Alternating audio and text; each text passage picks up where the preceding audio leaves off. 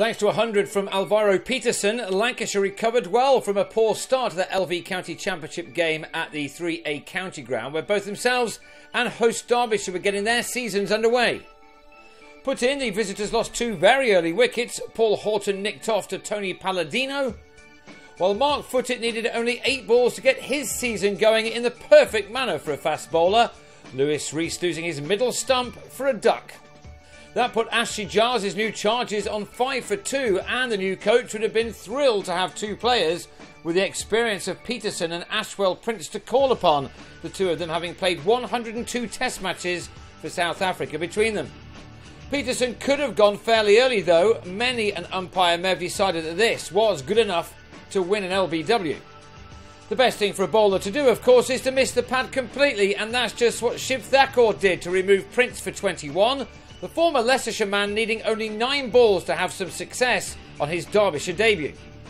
Lancashire were 4 down by the time lunch arrived, Stephen Croft being sent on his way by the umpire this time, Palladino with his second wicket of the morning to leave the visitors on 55 for 4.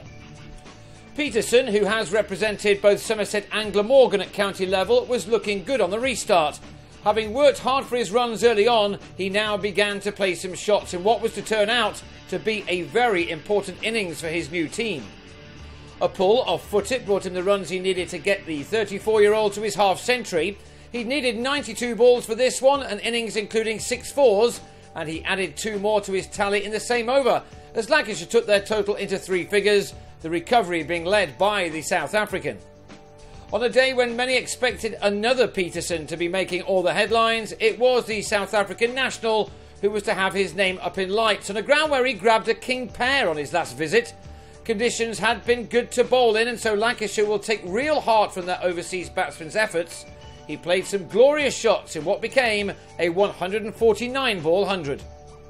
His new captain Tom Smith dug it out with Peterson for 39 overs. Smith happy to play the supporting role, with this a rare moment of aggression.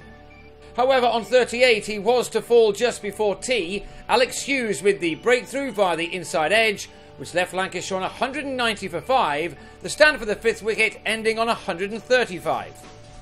Peterson's fine knock was ended soon after the restart, a pull to Martin Guptill giving Footitt the 200th wicket of his first-class career. The batsman was gone for 115.